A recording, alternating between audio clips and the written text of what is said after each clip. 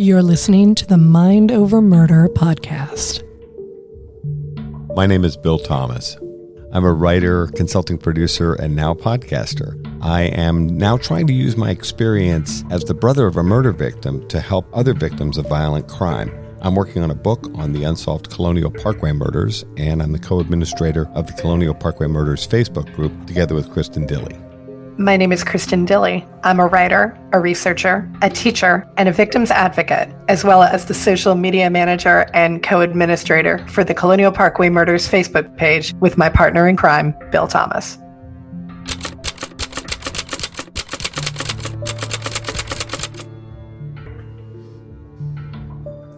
Welcome to Mind Over Murder. I'm Kristin Dilley. And I'm Bill Thomas. And we're back with our continuing coverage of LISK, the Long Island serial killer. And this is the third installment of our discussion on the application for bail, obviously denied, for Rex Heuermann, the current suspect in the Long Island serial killing or Gilgo Beach 4 case.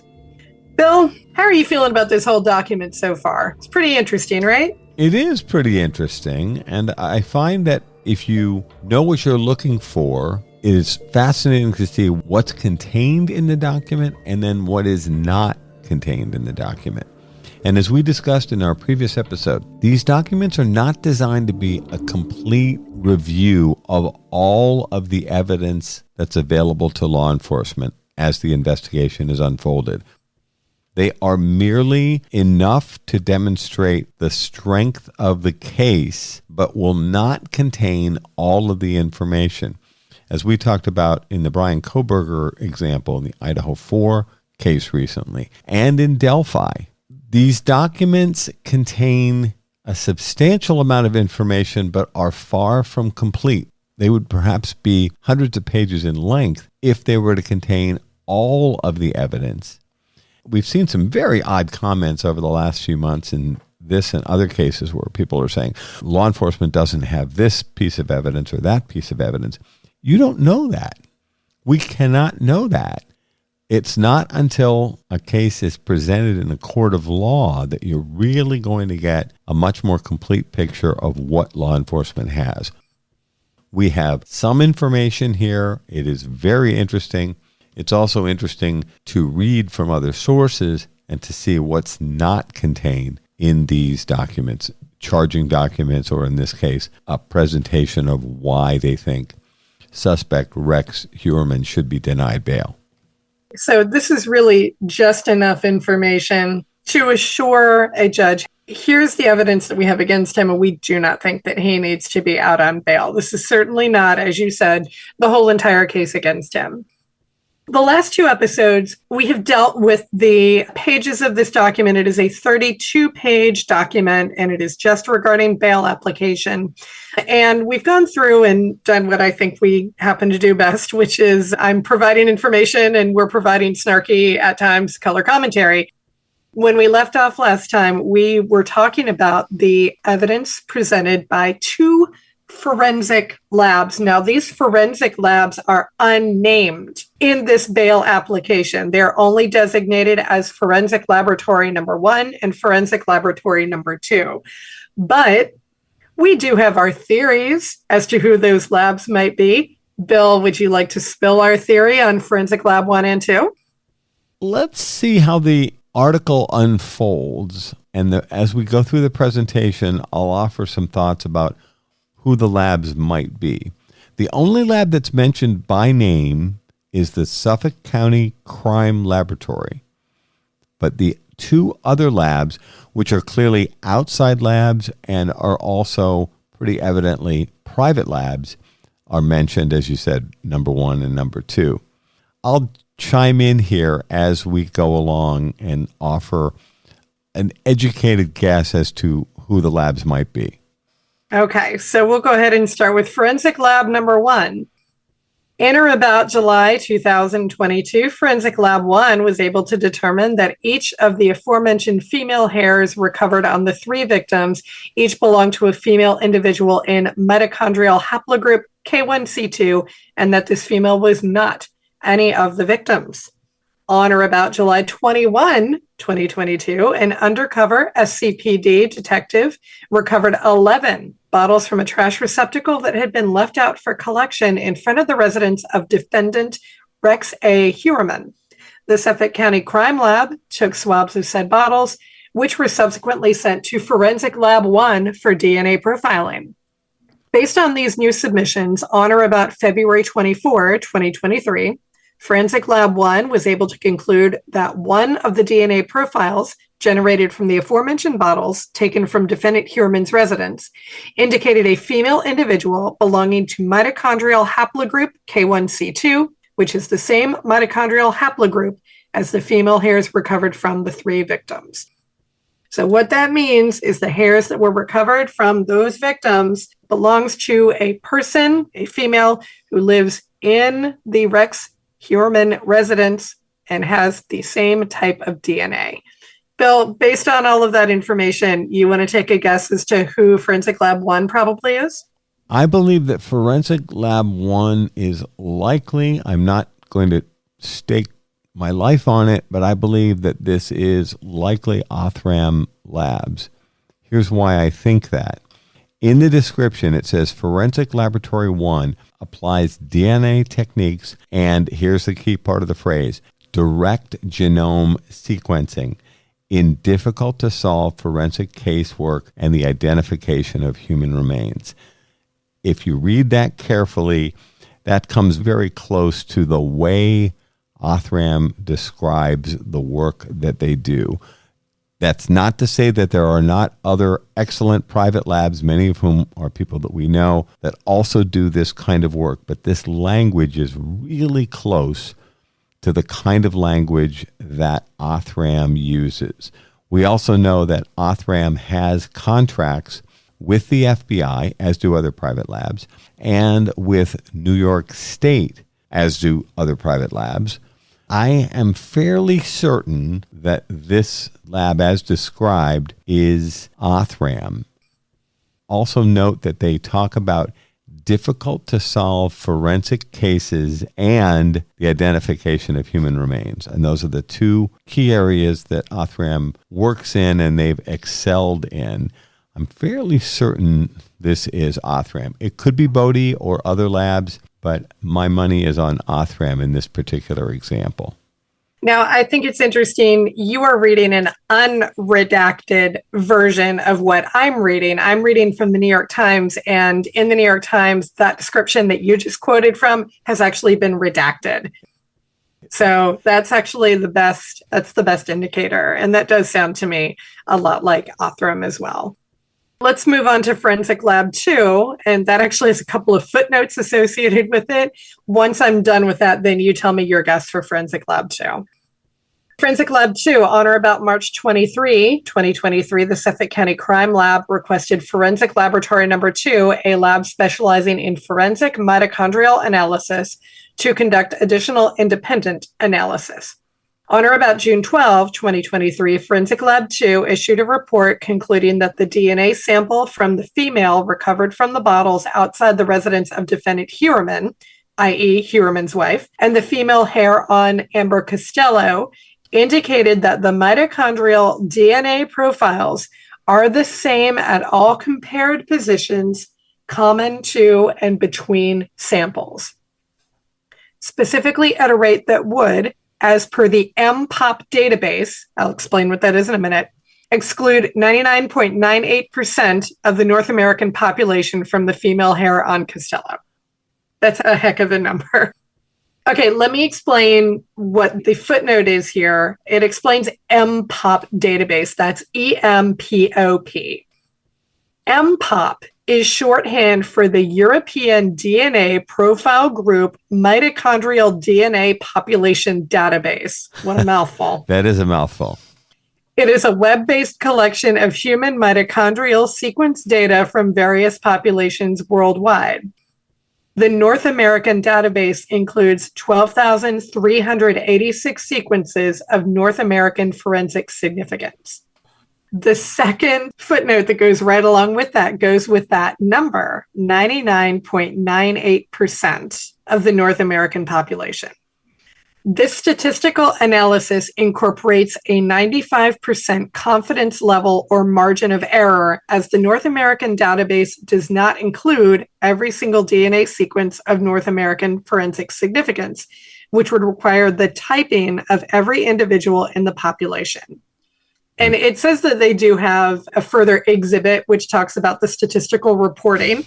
I don't think we're going to get into that because we are a true crime podcast and not a DNA podcast. But basically, the gist of that is they are 99.98% sure that the person who contributed the DNA on the bottles also contributed the hair that was found on Amber Costello, and that is Rex Heuermann's wife.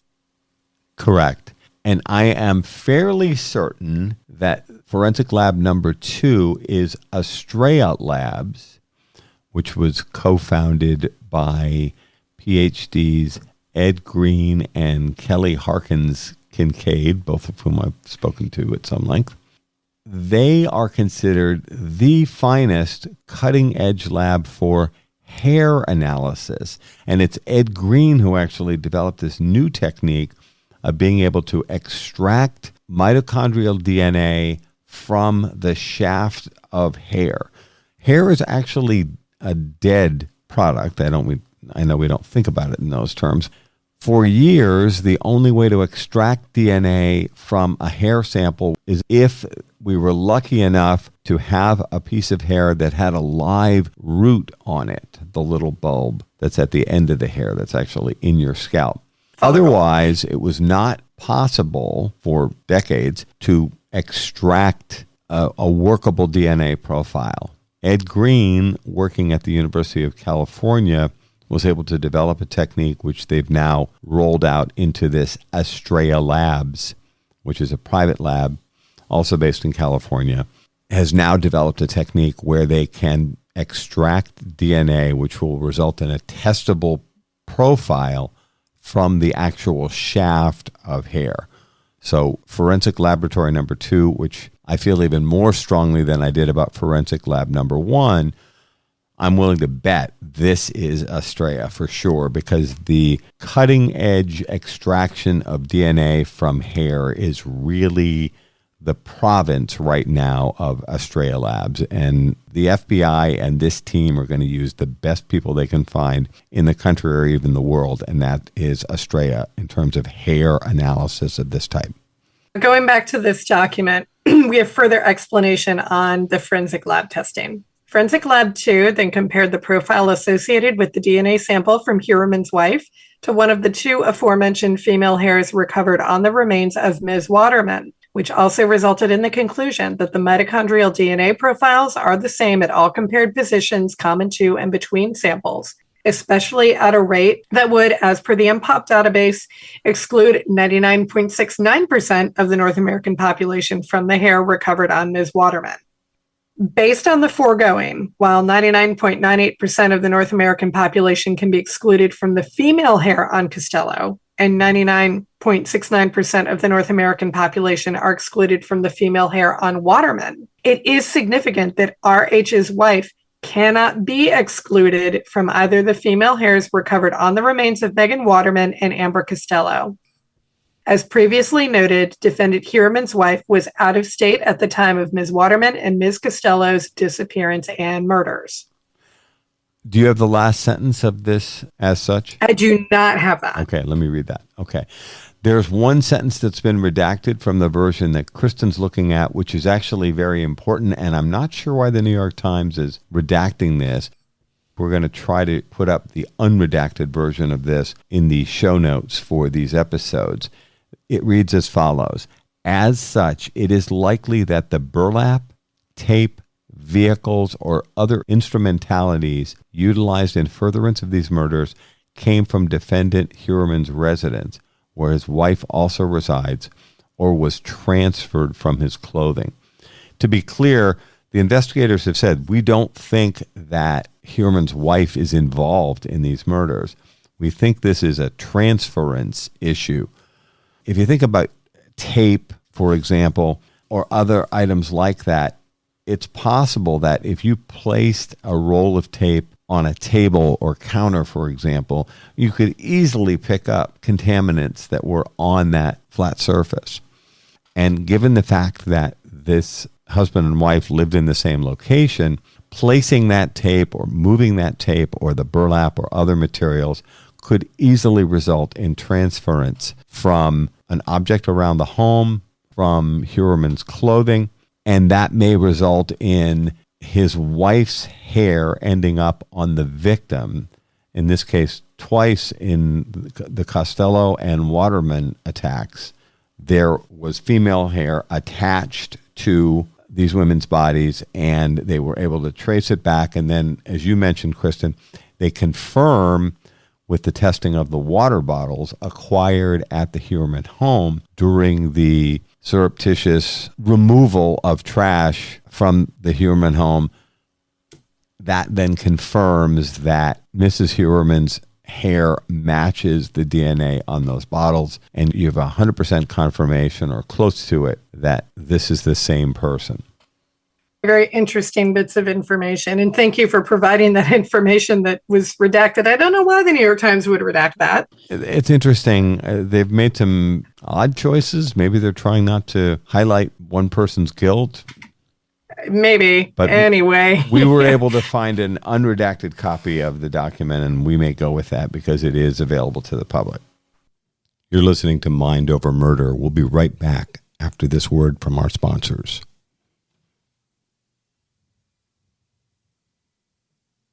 We're back here at Mind Over Murder. The next subsection is male hair linked to defendant Heuermann. During the initial examination of Ms. Waterman's skeletal remains and the burlap materials, the Suffolk County Crime Lab was also able to recover a male hair from the bottom of the burlap used to wrap Ms. Waterman by her killer, hereinafter male hair on Waterman. As initial examination of said hair revealed Caucasian or European characteristics. However, the hair was unsuitable for further DNA analysis at the time by the Suffolk County Crime Lab. This hair was subsequently submitted for further DNA analysis on or about July 31st, 2020. Forensic Lab 1 was able to generate a DNA profile for the hair recovered on the bottom of the Waterman burlap. Specifically, Forensic Lab 1 determined that this hair belonged to a male in mitochondrial haplogroup V7A. Following the discovery of the Chevrolet Avalanche, which was registered to defendant Heuermann, and the investigation of cellular billing records and other items, on or about January 26, 2023, a surveillance team observed and recovered a pizza box thrown by defendant Heuermann into a garbage can located in front of 385 Fifth Avenue in Manhattan. And then there's an accompanying picture to go along with that. They even get into a great deal of detail with a picture of the trash can and then a picture of the pizza box with what we used to call, when I was a kid, pizza bones, which are the various remnants of pizza. I saw a comment on one of the discussion groups with a reminder for those of us that are involved in nefarious activities: eat your pizza crusts. I'm trying to figure out what his pizza order is based on this, and I can't figure it out. It's just pretty bare bones there. Okay, so underneath the photo of the pizza box, we have this. The pizza box was sent to the Suffolk County Crime Lab for analysis, where a swab was taken from the leftover pizza crust. On or about March 23rd, 2023, the Suffolk County Crime Lab sent the swab from the pizza crust abandoned by defendant Heuermann to Forensic Lab number 2. On or about April 20th, 2023, a detective hand-delivered from Forensic Lab 1 a portion of male hair on Waterman to Forensic Lab 2 for testing. On or about June 12, Forensic Lab 2 was able to determine, as to the male hair on Waterman and the swab from the pizza crust, that the mitochondrial DNA profiles are the same. Specifically at a rate that would, as per the MPOP database, exclude 99.96% of the North American population from the male hair on Waterman. Based on the foregoing, while 99.96% of the North American population can be excluded from the male hair on Waterman, it is significant that defendant Heuermann cannot be excluded from the male hair recovered near the bottom of the burlap utilized to restrain and transport Megan Waterman's naked and deceased body. Just going over a couple of the details here.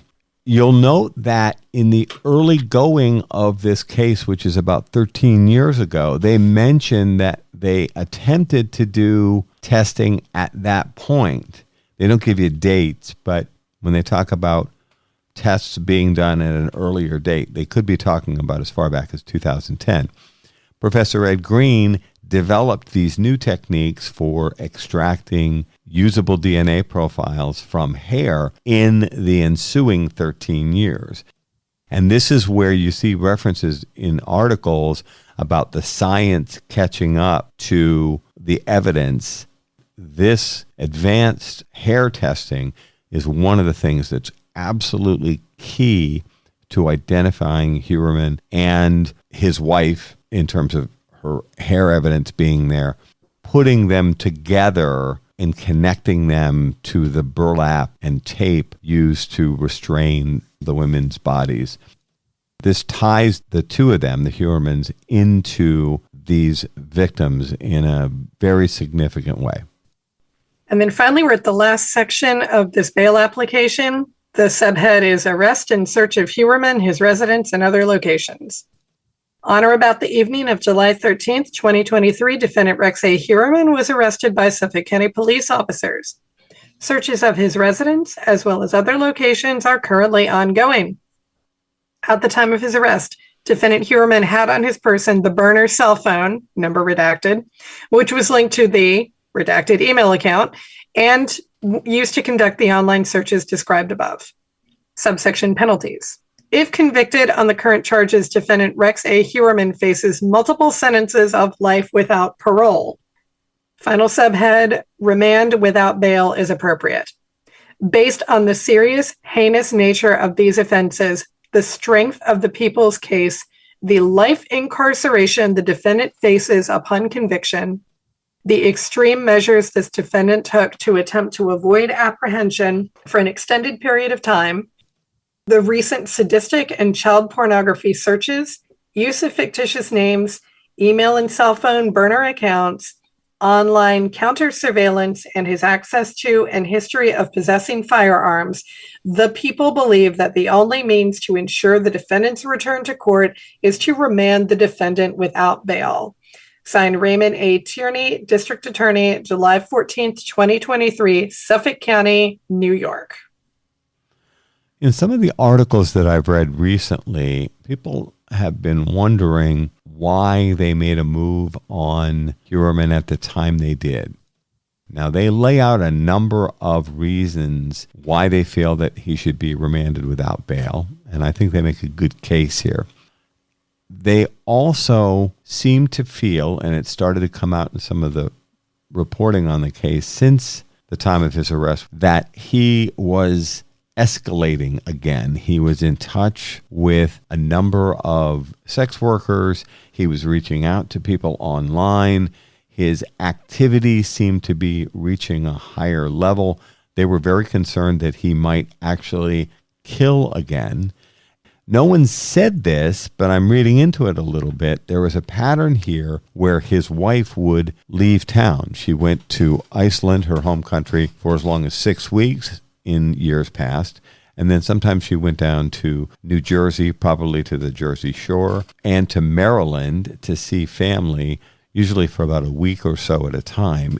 Those would be times when Heuermann would make contact with sex workers and set up opportunities, and he murdered a number of these women, at least 3. They think they can link them to a 4th murder. And then, of course, we have the other unsolved murders in the Long Island serial killer case, and perhaps other locations. There was a sense that after keeping this guy under surveillance for months and having him on their radar from about 6 weeks or so after they started the new task force in January 2022, they felt like enough time had elapsed for them to build a strong case.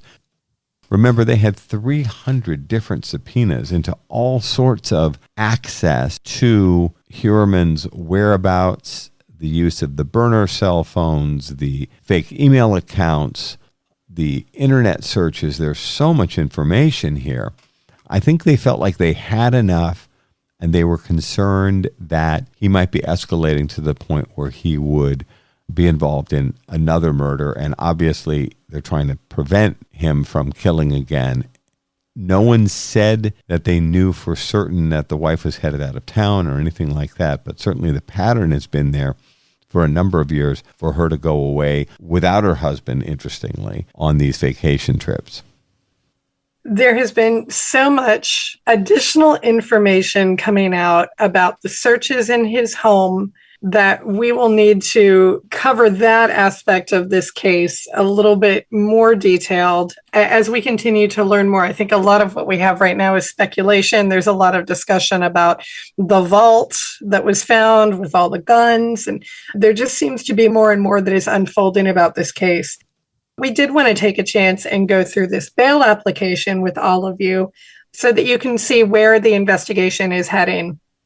As Bill mentioned at the top of the pod, this is not all of the evidence against Rex Heuermann by any stretch of the imagination, any more than the probable cause affidavits were the entire case against Brian Koberger. It's just not true. They have a ton of good information and evidence, and I'm looking forward to seeing what continues to happen with this case. But we wanted to give you all the information found in the bail application as soon as we could manage that. We have a fascinating episode coming up next with Joe Giacalone, a 20-year veteran and cold case investigative specialist with the NYPD. He's been following this case since the very beginning and lived on Long Island during the time of the Long Island serial killings and Gilgo Beach killings. Although Joe was not investigating these cases because he lived on Long Island and worked for the NYPD, these were happening immediately adjacent jurisdiction. And this has been a case that has held a tremendous amount of interest. We had a fantastic conversation with Joe, and that'll be coming up next on Mind Over Murder. We want to thank everybody for continuing to request cases. It really does help us get a sense for what it is that you would like to hear. So please continue to reach out to us on our social media pages, whether it's our personal page or the Mind Over Murder page, to let us know what it is that you're interested in hearing about. Ratings and reviews do help us grow as a podcast. And so we do encourage you, please, if you have not already done so, please leave us a 5-star review on Apple Podcasts or any podcast site that you happen to use. We'll also take any excellent reviews you'd like to give us on Facebook, Instagram, or any other social media platform. But it does help us grow our podcast so that we can continue to do good work for you. So please do help us out in any way that you can. That's going to do it for this episode of Mind Over Murder. Thank you so much for listening. We'll see you next time.